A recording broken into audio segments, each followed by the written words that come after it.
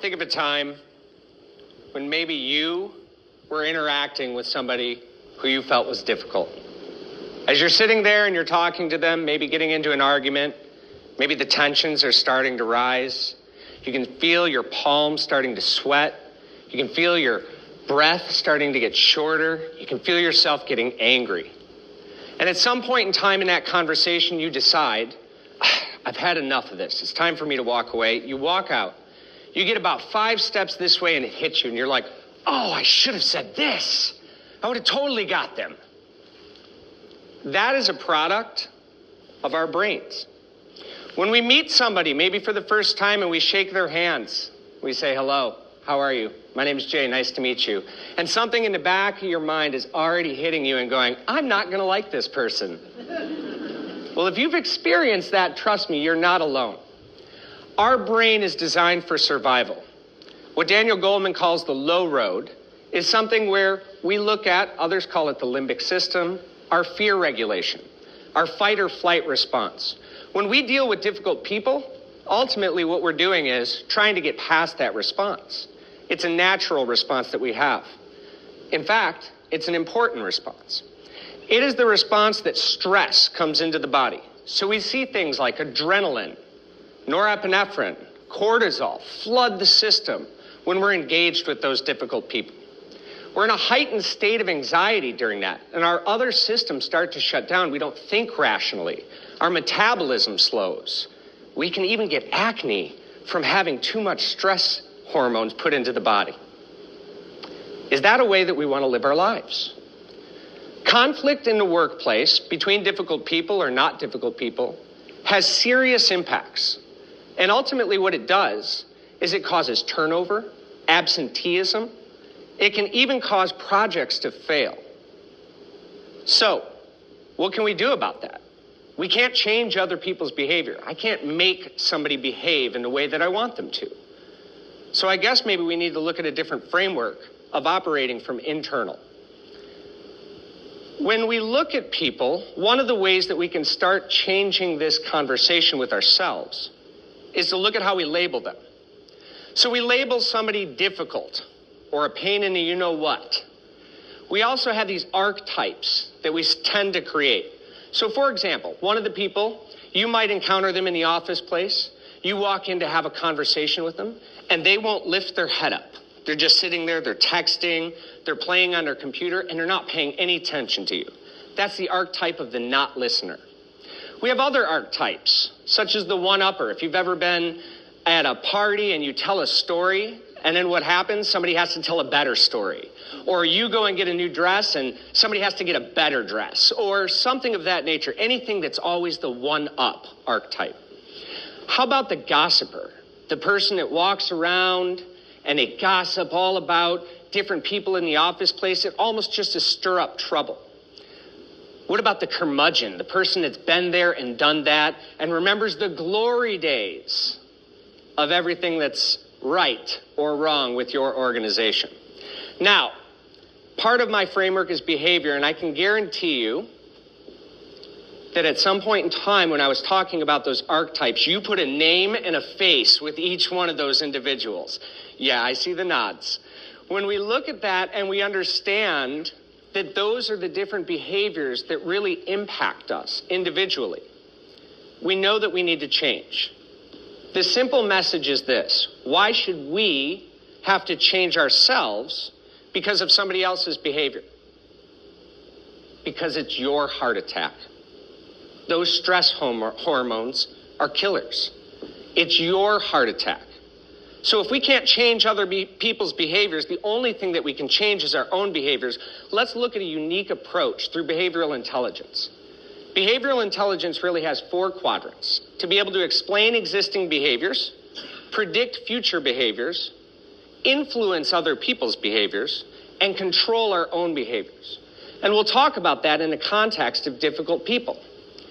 So one of the things that we want to look at is, how do we explain behaviors? When we see somebody do something that we really just don't like, and we label them, maybe they're stubborn. Well, at the same time, couldn't we see our friend doing that and say, well, they're just headstrong? We see somebody do something and we feel like it's aggressive. But on the other side of things, we look at our friend that does the exact same behavior and we say, wow, they're dedicated, motivated, passionate even. So some of these labels start to infiltrate the way that we understand the world. It's a bias that we have. So we want to look a little bit deeper and ask the question of why. Why did somebody behave that way? Is it something inherent? Is it an intrinsic desire that is pushing them to behave that way? Now, this is a tough question because we're in the heat of the moment. One of the things that we get really frustrated with is ourselves in that moment. We don't take the time to actually ask. We just label and continue. But again, it's your heart attack. It's your organization that's suffering. So we have to look at this in a different way. Asking questions. And I'm going to give you an example of a case study, one of my favorite case studies, of when I was working with two different divisions in a management organization. One division had manager, and I'm going to rename them Bill and Ted to protect the guilty. We had Bill on one side, and we had Ted on the other, and these two could not get along in any way, shape, or form. They were constantly at odds with each other, causing projects to fail.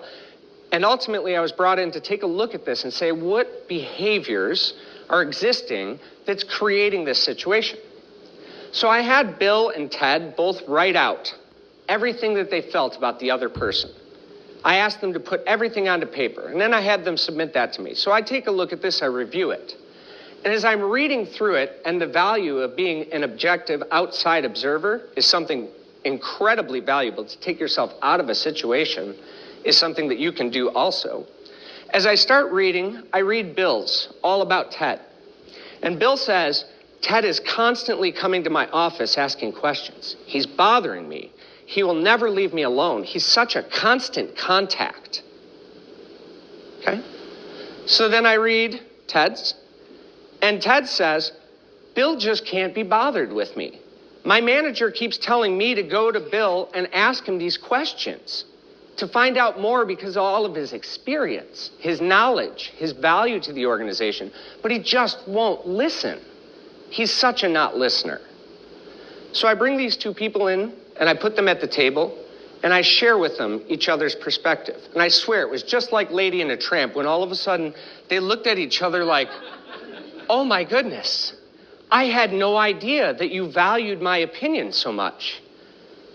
And on the other side it was, oh my goodness, I can't believe that that's the way that I'm coming off in this environment.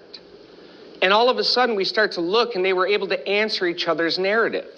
That narrative that was hidden to them because they didn't ask questions. They didn't go to why. They just labeled. They labeled them difficult. Once we can explain behaviors, then we can predict behaviors. We can predict what's going to happen. That'll help to reduce uncertainty. Uncertainty is one of the things. If you've ever gotten a phone call from a superior saying, hey, can you come down to my office? Immediately what happens? You don't think, oh, I'm going to get a raise. This is going to be great. You start thinking to yourself, what did I do? Oh my gosh, this could be the worst. That uncertainty creates some of that anxiety. And when we bring that anxiety into a conversation or into the relationship, that's going to be felt by the other person. So by being able to predict those types of behaviors, it'll actually reduce the anxiety. If you've ever been in a situation where you've said, hey, listen, my friend is probably going to say X, Y, or Z, don't be offended by it. That's just how they are. That's a fundamental effect of prediction. We can forgive or we can be prepared so that way we're not hit with an onslaught of anxiety. Influencing behaviors. We look at this and say, how do we necessarily influence that person that is a difficult person? One is by using inclusive language. When we talk about somebody, if I say, your behavior is doing X, Y, and Z, immediately a wall's going to go up. They're going to get defensive. They're going to look for the ways in which your behavior contributes to it and fire back. And all of a sudden, we're now in an argument, and we're in a place where we can't necessarily get out of that difficulty. Versus when we start to talk and use inclusive language like, I noticed that we're having some trouble communicating. Hear that key word, we're. We are having trouble communicating because communication is a two-way street. We should probably take a look at this a little bit more effectively. And now all of a sudden it's togetherness. We're engaging the other person. We're bringing them together. One of the other ways in which we can actually influence other people's behavior is reward and recognition. Just like a child that goes potty when they're supposed to and where they're supposed to, we give them an M&M. We never really get beyond that behavior as adults. But when we're at odds or when we're working with somebody difficult, it is very hard for us to think that giving them recognition or a reward would be of value to us. But if they do something nice, we can reach out to them and say, hey, I thought your report today was fantastic. And all of a sudden, we start to move ourselves out of that enemy zone and into being a friend. And let me tell you, it's much more valuable in work or anywhere else to be a friend. Because if people like you, they will do business with you. And if they don't like you, they will do whatever they can to usurp your ability to be successful. So utilizing something like a recognition or a reward scenario is something that can actually help build that influence and that rapport. They're going to start looking to you as maybe not necessarily the difficult person. I used to be a difficult person. When I talk about difficulty, I'm sure that there is plenty of people that still find me to be difficult. But the reality is until we recognize that each of us are a difficult person for someone else, we're never going to be able to adjust our behavior. And that's where we get into control. Some of the self-awareness aspects. So some of the things that we can do to control that low road system, that limbic system, that fear, that flight or fight response that we have when we're interacting with somebody who we find to be difficult is as simple as we learned in kindergarten. First, take a deep breath. When we take a deep breath and out, we flood our body with oxygen. Now, that system that's fight or flight, it doesn't know the difference between you interacting with a difficult person and a lion chasing you. And if a lion's chasing you, are you going to go, no, absolutely not. You're going to run. You're going to scream. So when we take that deep breath, we're literally telling our system, that low road system, everything's okay. Look at how we're breathing. Look at how we're managing ourselves. Another way is to count to 10. And that doesn't mean standing there and going, 1, 2, 3, 4, 5, 6, 7, 8, 9, 10. I'm still angry. That's probably not going to be effective in working with that difficult person. But counting to 10 is as simple as say, you know what? I noticed that both of us are getting a little passionate about this. Why don't we take a small recess? Why don't we take a step back and reset and then come at this with clear heads? And notice again, I'm using that inclusive language, the we, us, together. Because together we can solve the problem. So when we look at that, another way that I love to look at difficult people is to separate out the person from the behavior. In so many cases, we label them tough to deal with, difficult, bad. But if we look at it and say, I dislike this behavior that this person, this human exhibits, it separates those two things for us. The label is no longer on them, it's on the behavior. And then we can carve that out and say, is this the hill we want to die on? Is that behavior worth my heart attack?